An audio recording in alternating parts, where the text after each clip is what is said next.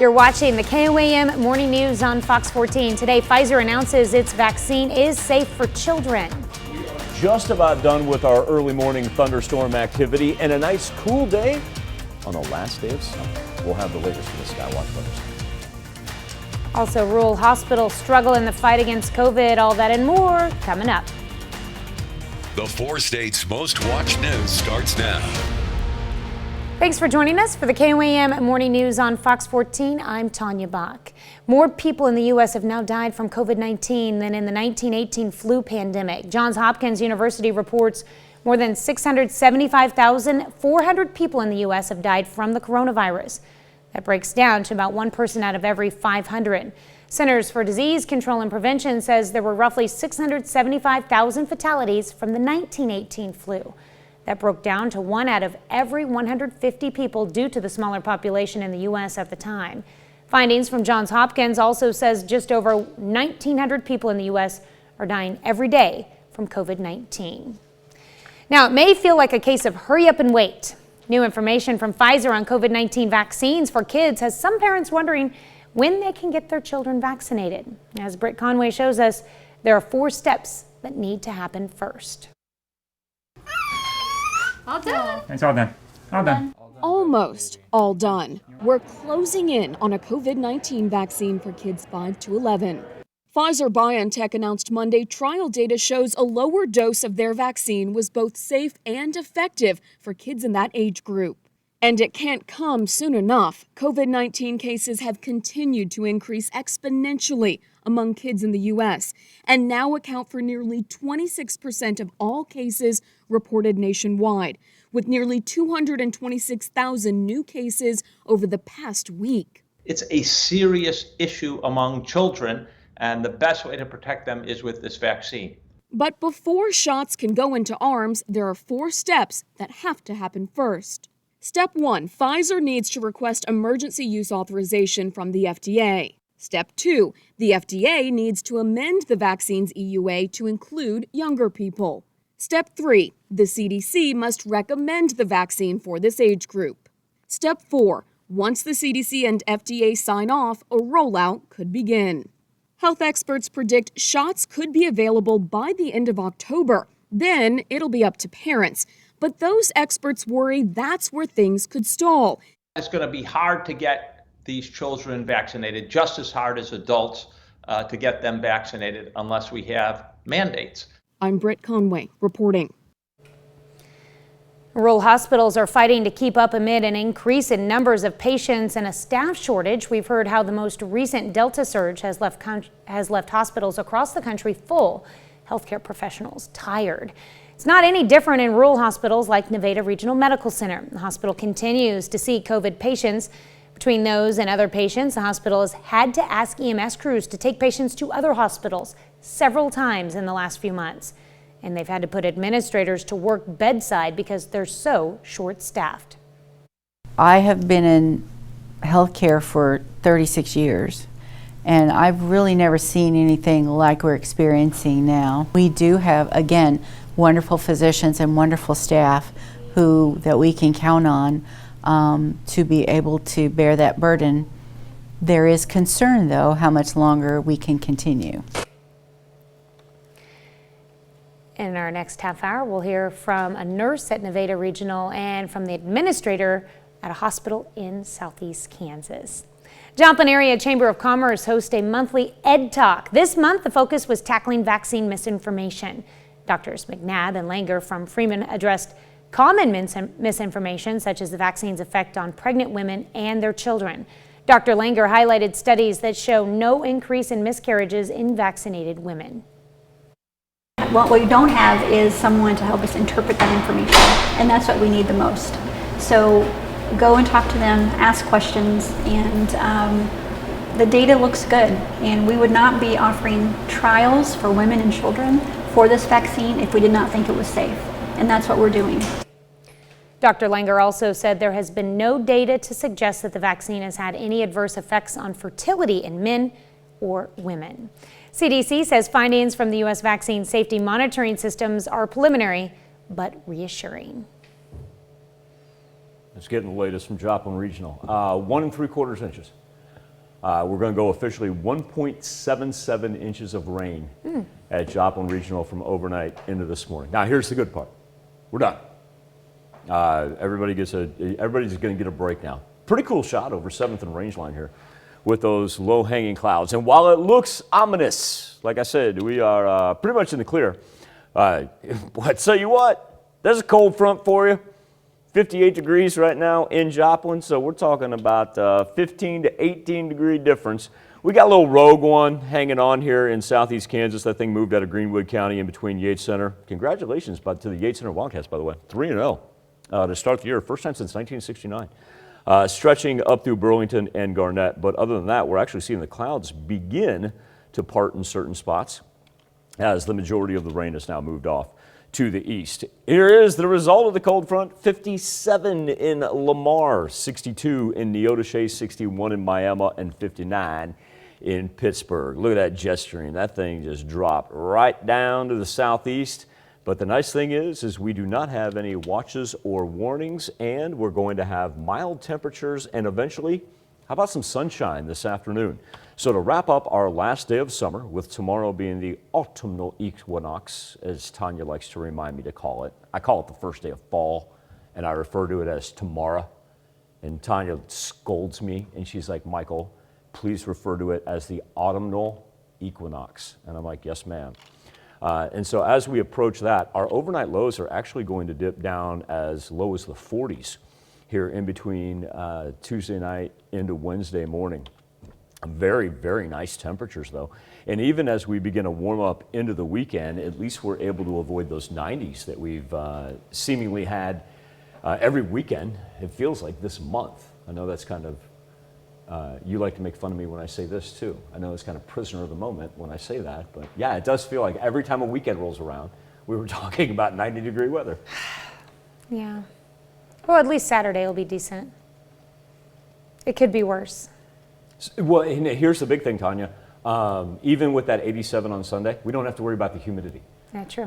This front that dropped in, it is extremely dry with all that Canadian air. So, it's not going to be one of those that, 87, feel like 95. That will not be the case. We will take that. All right, thanks, Michael. Well, up next, tragedy for one police officer turns into a miracle for another. We'll have the story. And an 80-year-old military veteran becomes a TikTok sensation. You're watching the KOAM Morning News on Fox 14. Experience what? Researchers have pinpointed which groups are most at risk from severe COVID-19 even after being vaccinated. Those included patients receiving chemotherapy or organ transplants, those with HIV infections or neurological disorders. Study in the British Medical Journal found overall only a small minority of vaccinated adults were at risk of hospitalization and death. Patients receiving organ transplants face a higher risk of developing cancer. A study at the National Cancer Institute blames immunosuppression from medications to prevent organ rejection, as well as underlying medical conditions. Lung cancer and non-Hodgkin lymphoma were found to be the most serious threats. For cancer survivors, researchers are calling for better support in treating long-term symptoms. A study in Australia says side effects of cancer medications can continue even after the end of treatment. One of the most common symptoms is persistent fatigue, which can delay a return to normal life. That's a look at some of today's top health stories. Well, classical music could be heard along one of the most famous canals in Italy. A string quartet played Vivaldi on a giant violin floating down a Venice canal. I keep saying that wrong. Unique gondola of sorts was built as a tribute to COVID-19 victims. It launched over the weekend after a few successful trial runs. The musicians delighted onlookers with their beautiful music on the floating instrument named Violin of Noah. It was built by a wood carver during the pandemic to symbolize the rebirth of the iconic city. That's a bucket list thing for me. Well, not riding on a violin, but just doing the gondola ride in Venice. That'd be so cool. Yeah, I would love to be on. I've never been on one. I would love to be on one. That's pretty cool, though. That is pretty neat. Violin-shaped boat. Whoever developed that idea. You know, I've always been amazed at how they pilot those. Just because when you see the video, the traffic is so busy. that it's like nonstop. I had a character in a book one time that was a pilot of one of those, and that's why it stuck out in my head. I see. Yeah, I just think it's really neat. Tanya, if we go back to where we were at this point in time on Monday morning, and this is, you got to remember, now that we're past sunrise, at one point in time, we were seeing these numbers at about a 16 to 17 degree difference in a drop in our temperatures when it rolled through. And, you know, we're running that string of 90s right there. Well, we're going to have a 20 degree drop here by the time we get into the afternoon. Kind of some cool tower cam shots that we have. That one's right outside of Television City. Now, overnight, you'll see the precipitation number is 6 at 0.66 inches. Remember, that's a midnight cutoff time. So if we factor in the additional rainfall that we got at Joplin Regional Airport this morning, it actually equals 1.77 inches, 1 3/4 inches of rain is what we picked up. And we are able to avoid any flood watches or warnings throughout the entire 4 states. The majority of the rain falling in southwest Missouri compared to what we saw in southeast Kansas and northeast Oklahoma.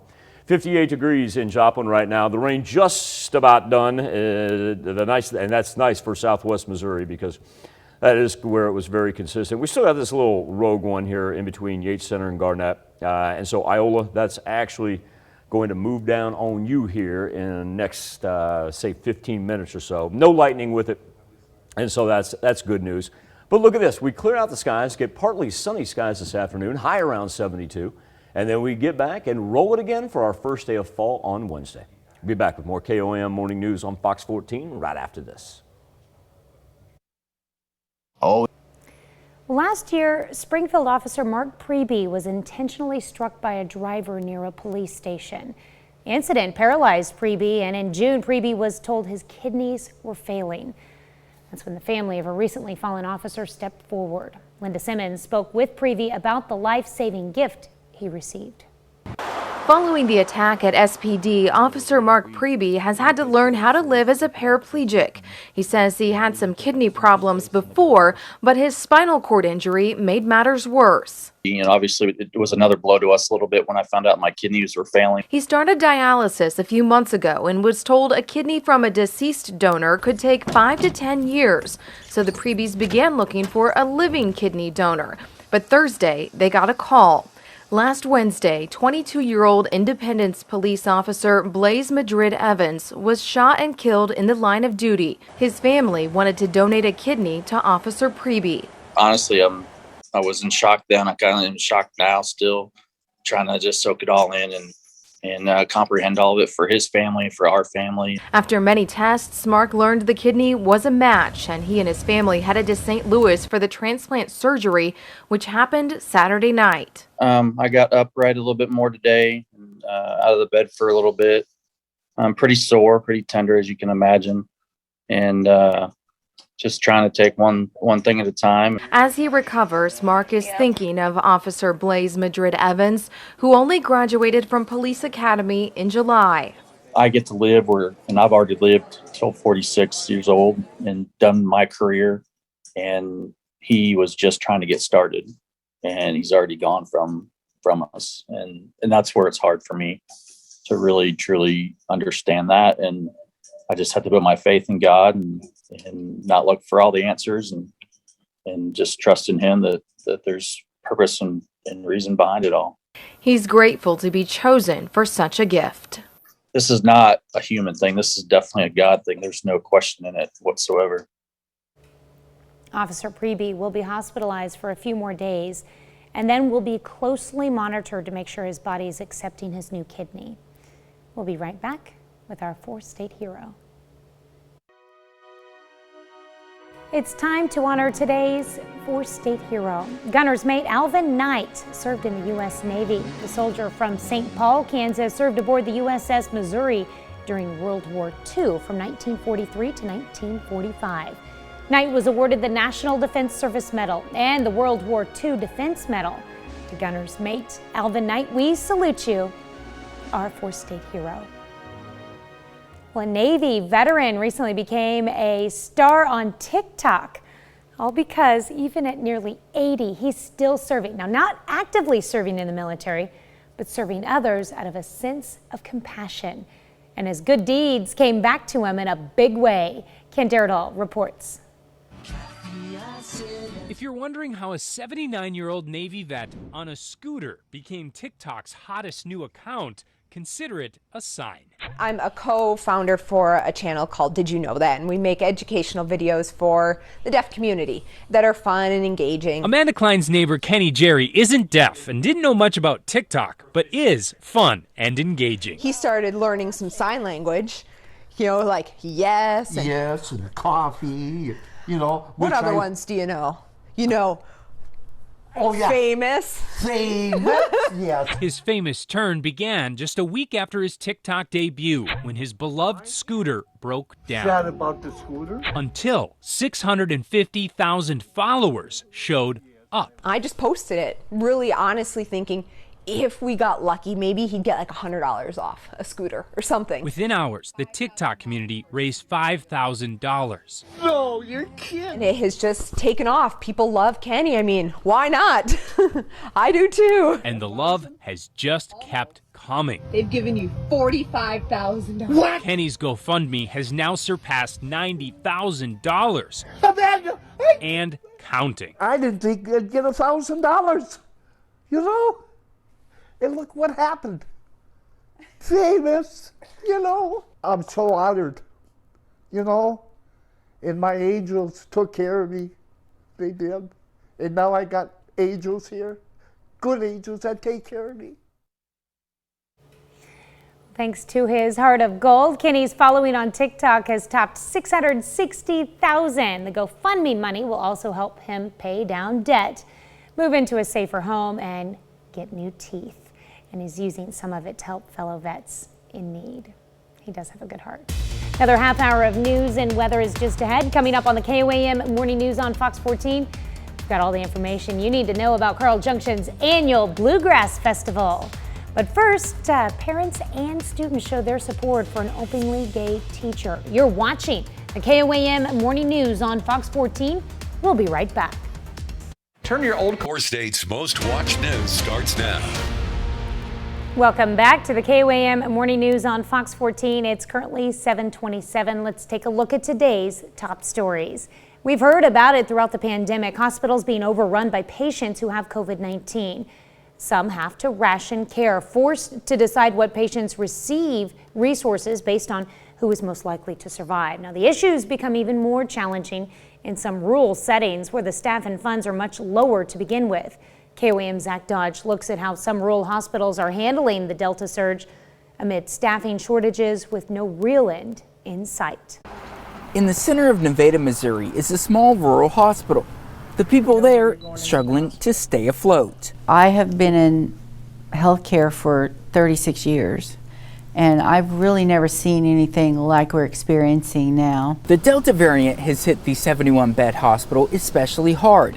COVID patients continue to come in, as well as other emergency patients. We've had greater challenges as far as available beds statewide, have had to look outside of Missouri occasionally to try to find beds for patients. As patients await transfers for a higher level of care, emergency room nurse Geneva Blurton explains they have to sit in the ER sometimes for days. I have been alongside staff who have told me they have called 30 hospitals each day attempting to get a patient moved. And some 60 miles to the west, St. Luke's Allen County Regional Hospital is trying to navigate a staffing shortage and combat burnout among the staff they do have. We have established refresh rooms where staff members doing their work hours can come in, sit down, and try to regain and refresh. We try to enlighten the load a little bit on our staff members because it's been tough. We have been placing our hospital on diversion quite frequently, which would mean please don't bring us any more patients. Bush explains that's the last thing they want to do, but they don't have the staff to care for more. As a small hospital, difficult for us to meet the salary demands that are happening in our marketplace. It can be very challenging for us. We do have lots of staff shortages. And some of our administrative staff have returned to the bedside. So nurses in both cities and across the area are taking it one day at a time, putting out fires as they start. We have a great team, but limited resources, so trying to figure out how to bring all of our strengths together and make that happen. We continue to shift and make adjustments so that we can continue to be here. There is concern, though, how much longer we can continue. In Nevada, Missouri, and Iola, Kansas, Zach Dodge, KOAM News. We're told the number of COVID patients in both hospitals improved greatly over the weekend. The hospital in Nevada has 3 COVID patients and the hospital in Iola has 0. Joplin police officials say burglaries in the city have decreased since 2018 and they keep going down. From January to September 15th of last year, there were 313 burglaries. During that same time period this year, there were 302. JPD Captain William Davis says most residential burglaries in Joplin occur during the day, while commercial burglaries occur mostly overnight. Davis says an increase in the number of people using security cameras like Ring has helped lead to arrests, but there are also some steps people can take to prevent burglaries altogether. We're asking people to just do things that can make it harder on criminals to commit these crimes. Make sure and keep your windows closed if you're at home. If you have blinds or drapes, keep them closed. People can't see in, see what valuables you may have in your home. Lighting is another issue, especially at night. Captain Davis recommends keeping your home locked and installing some sort of security device. Oklahoma schedules its first execution since the state put lethal injections on hold 6 years ago following a series of mishaps. Included on the list of 7 inmates scheduled to die is Julius Jones, whose case has drawn national attention. His execution is set for November 18th. The court set the date despite a recommendation by the Oklahoma Pardon and Parole Board that Jones's death sentence be commuted to life imprisonment without parole. Republican Governor Kevin Stitt must make the final decision. Some area parents and students gathered in Neosho in support of a teacher who recently resigned after backlash from a pride flag in his classroom. John Wallace, who is openly gay, was a teacher at Neosho Junior High. Wallace's resignation made national headlines and sparked a Webb City parent who has an LGBTQ children to create a group called All for Love and Love for All.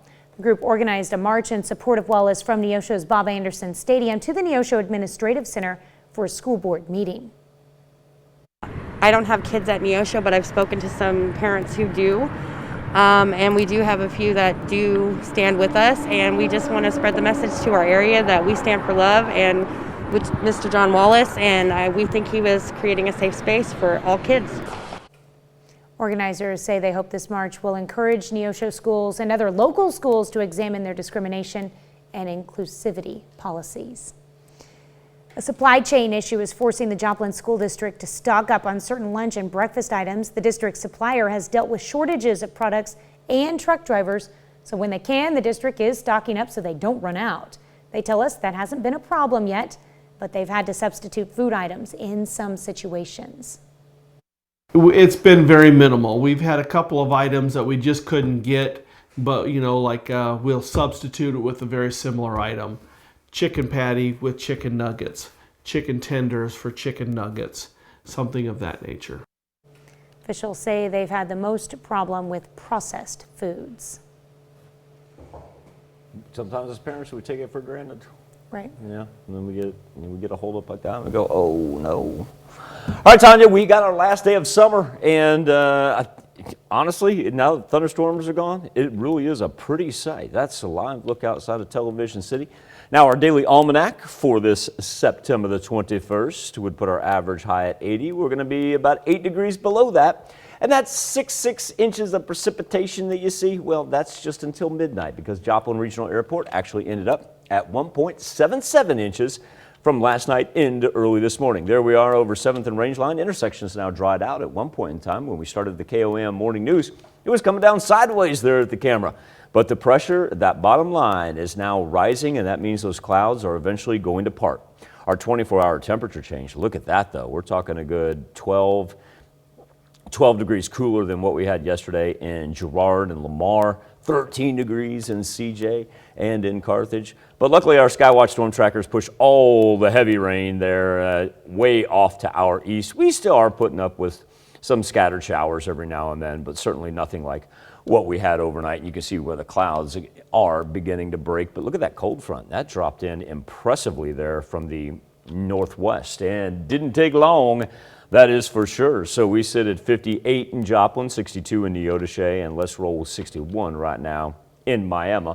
Eventually this afternoon with sunny skies, we'll get up into the low 70s, so that won't be too bad at all as future track goes into motion. One thing about this front is it actually is a whole bunch of dry air.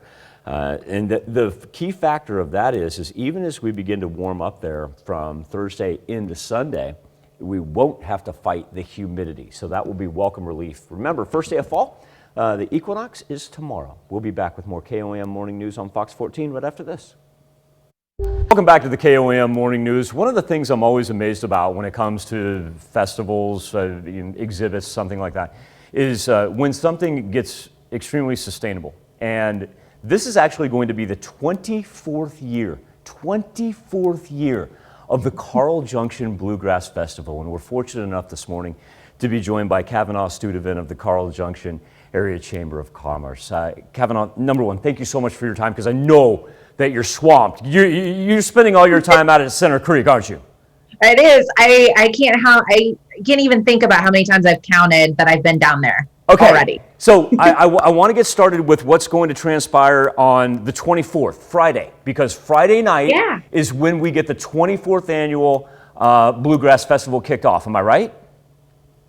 Yes, that's right. We do a Friday night kickoff jamboree. We've got 3 live bands, and we do that up at Stark Auditorium in Carl Junction. So it's free admission for everyone, but it's inside. Asbel Companies, thank you so much for sponsoring Liberty Utilities. So they're kicking it off with 3 really awesome bands before the big day happens the next day on Saturday. Well, let's talk about the big day, because once we get started Saturday morning, you're going to end up, am I right by saying there's going to be 13 live acts throughout the course of the Bluegrass Festival? Yeah, so 3 on Friday, 10 live bands on Saturday. So 13 when it's all over. It starts at 9 a.m. And the last band plays from 6 to 7. So on the hour, every hour, we've got all sorts of bands. And then in addition to that, all of our really awesome food trucks. We've got a car and bike show. We have a kids area where we've got a petting zoo. We've got bounce houses. And new this year, we actually have a beer and wine garden. So there's a whole lot of happening all day at the park. And so if you've never been down to Center Creek down there for the Carl Junction Bluegrass Festival, people may be going, well, this is great family entertainment. How much is this going to cost me? People don't understand that, Kavanaugh, you guys put this on for free. It's for free. Yeah, it's free admission, free parking, free. So bring your lawn chair and you can literally come out and stay all day with us and just enjoy being outside, being by Center Creek. And that's why we have so much packed into the day. So there's something for everybody. And the great thing I've always loved about this festival is how family friendly and oriented you make it. 24 years you've been doing this, almost a quarter of a century. What is the driving factor that makes this so successful? It's the people, it's the passion, it's the community, Carl Junction, it's what we're known for. They love our Bluegrass Festival, and it's the passion of the people that help. I'm not planning this by myself. We have amazing partners, like Asbel Companies, S&S Computers, that partner that help make this festival possible. But we have volunteers, all of our committee members, the countless hours and the love that they have for it. And we have committee members that have literally been there since day one. So to see the festival grow and evolve is really cool, but we just love it. It's what we are known for. When it comes to the bands, I would think by now you probably have bands that come to you and say, I want to take part in the Carl Junction Bluegrass Festival. Is that really the case? It really is, yeah. And honestly, out of the 13 bands this year, I would say at least 6 of them have played the festival since year 3. Oh my gosh. That's how long they've been playing. Yeah. So we have bands that are like, I come back every single year and I want to play. And so they've been there to the beginning. And then, actually we're already thinking about next year and the 25th year. And I already have people asking me because it's the big birthday next year. I want to play. I want to get involved. And the same thing goes with all of our vendors and our food trucks. Kavanaugh, They've been there since the beginning. That is tremendous. Give us a lowdown real fast about Friday and then Saturday. Yeah, so Friday night, September 24th, 5 to 8 at Stark Auditorium, indoor jamboree. And then Saturday, all day at Center Creek Park. That's the 25th from 9 to 7 is the big festival. 24th annual, that's right, 24th annual Carl Junction Bluegrass Festival. Kavanaugh Studevin from the Carl Junction Area Chamber of Commerce. Kavanaugh, thank you so much for your time this morning. And a hearty congratulations as well. Thank you. Thank you so much. Right. We'll be back with more KOAM Morning News right after this.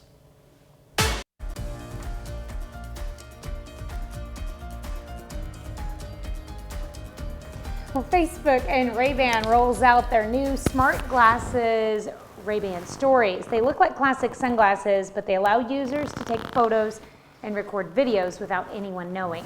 Kurt Knudsen has more. Smart glasses from Facebook. The social media powerhouse teamed up with a classic eyewear brand to create Facebook Ray-Ban Stories. They look a lot like the classic Ray-Bans you know, except when you look closely, there are two barely noticeable 5-megapixel cameras on each side of the cool-looking classic shades that can record video. Along with still shots, there's a 4-gigabyte storage on board that's also capturing the audio from an array of 3 hidden microphones. Just say, hey, Facebook, start a video, or tap the discreetly designed side button to begin recording a 30-second video clip. Recorded videos and photos are synced to Facebook View app on your phone where they can be shared. Ray-Ban Stories come in 20 different styles, including the Wayfarer style made popular when Tom Cruise slid across the floor into frame and into Hollywood fame.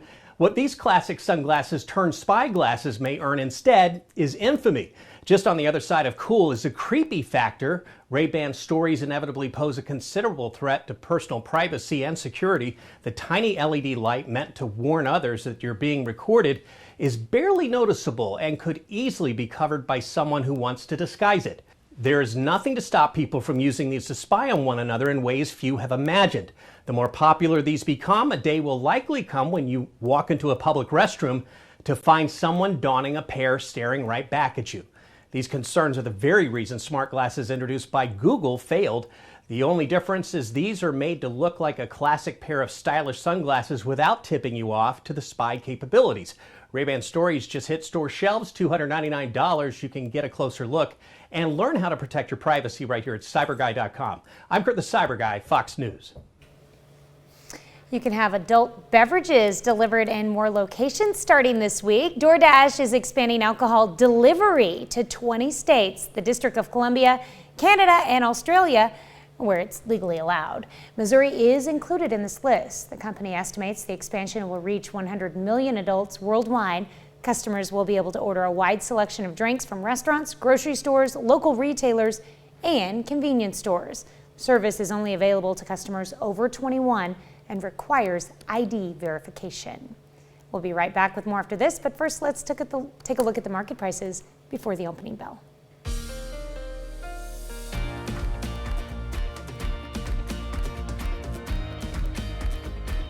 If you've been KOAM News Now Facebook page and our Something to Talk About this morning, the U.S. revising its international travel policy, ending a travel ban on visitors from not only the European Union but also the United Kingdom. And this news comes just after Britain simplified its rules, making it easier for vaccinated Americans to visit. Wendy Gillette has the latest. She's in London. There's a changing of the guard for COVID travel restrictions on both sides of the Atlantic. The White House says all international visitors are welcome in the U.S. starting in early November, but they must be fully vaccinated. That cancels travel bans on visitors from Europe. Mike Greatrex from Wales welcomes the news. The American people have missed out on a lot of UK tourism. The UK tourists have missed out on doing their shopping trips to New York City. A new study from the World Travel and Tourism Council estimates the UK ban alone costs the U.S. economy $1.2 billion a month. It's absolutely critical that we get that connection between these great partners across the Atlantic back together again. The Biden administration's news comes just after Britain made it easier for Americans to visit. Matthew Upchurch is the CEO of the luxury travel network Virtuoso. The greatest news is that you don't have to have a test in the U.S. before you get here. And now there's just a rapid test when you arrive. Almost 4.5 million Americans visited the UK in 2019. But when the pandemic hit in 2020, that number dropped to less than 1 million.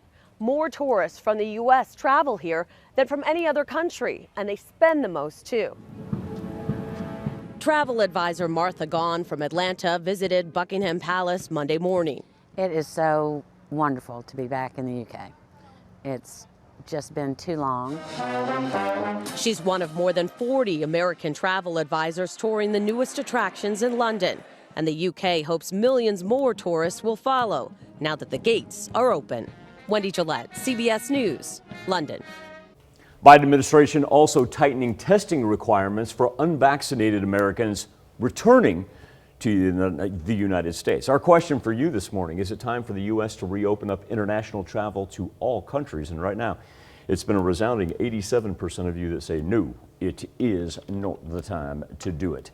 Let's go to our high temperatures here for the past 10 days as we've been rolling now a whole bunch of 90s up there. And if we weren't in the 90s, we certainly were close. And now we've got a cold front for our last day of summer. Tomorrow will be our first day of fall. There's a live look outside of Television City with our daily almanac showing us the average high for this time of year would certainly be a comfortable 80. But like I said, that 10-day rolling average there is sitting above 90 degrees. It has been one scorcher of a September, so we're kind of due for this, and it's going to be absolutely delightful as we sit at 58 degrees right now over 7th and Rangeline in Joplin, where the intersection finally had a chance to dry off a little bit from what we saw earlier. Huge drop in temperatures compared to where we were as the cold front brought us not only some thunderstorm activity that resulted in hail in McDonald County, Missouri, but at least we've been able to pass the hard stuff, and it moved fast. The thing's already east of the Ozarks, so now we just get some scattered rain popping up every now and then. I said this yesterday, I just go ahead and keep the umbrella with you, because like I said, it's going to pop up throughout the morning. We'll be done with it though, really by about 9 o'clock. And then we just sit back and get a little bit of a warm up. But the nice thing is it's going to be sunshine, but not heat. Highs today in the low 70s. Cannot beat that right there. And the other thing about this air mass is we're not, even when we do have our warm up here as we head toward the weekend, we're not going to have to fight the humidity because it is a dry air mass as well. Overnight lows are actually going to dip into the high 40s before we rebound and kind of roll back-to-back days of very, very manageable temperatures. And then we begin the warm into the 80s, and so that will be unseasonably warm, especially on Sunday and Monday. But, you know, that's why I wanted to start off with those 10-day highs to kind of remind us all, at least we're not staring 95 in the face. We'll be back. Wrap up this edition of the KOAM Morning News on Fox 14 right after this. When leaving. Welcome back to the KOAM Morning News on Fox 14. Here's what's happening today. In New York City, President Biden is set to address the week-long meeting of the United Nations General Assembly.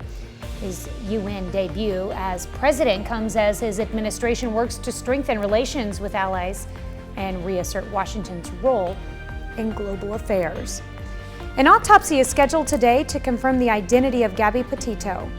The apparent remains of the 22-year-old were found over the weekend in Wyoming. Her fiancé, who was a person of interest in her disappearance during a cross-country road trip, has not been seen in about a week. New Pfizer data suggests its COVID-19 vaccine offers a strong immune response in younger children with minimal side effects. It's predicted a vaccine could be authorized for children ages 5 to 11 by as soon as Halloween. It's considered unlikely children younger than 5 will be eligible for a vaccine before the end of the year. Those are some of today's top stories. Let's check in with Michael with a final look at your forecast. More so scattered rain throughout the course of our morning. Certainly nothing like the thunderstorm activity we had overnight. And really here in the next hour, 90 minutes. We're going to be done with it, and then it can take the cloud cover with it. Some afternoon sunshine lifts us up into the low 70s. Absolutely delightful temperatures here, even with a little bit of heat as we head toward the weekend. Remember, we will not be fighting the humidity. All right, here's a good story to wrap the show on. A stranded baby killer whale rescued in Russia. Now, this poor guy got stuck following the low tide in an eastern region of the country. Russian state TV showed rescuers and volunteers working for hours and pouring water on the animal to keep it wet until the tide rose high enough for the whale to swim back home. Aw, happy ending. It's gotta be scary to be around something that big, don't you think? And that's just a baby. I know, that powerful. With that, I was watching that tail right there. There it is. There's our reunification. Oh, Mama was waiting. That was perfect. Thank you so much for letting us put the good in your morning. We're going to be back with more news and weather when we see you at noon. Have a great morning and an even better day.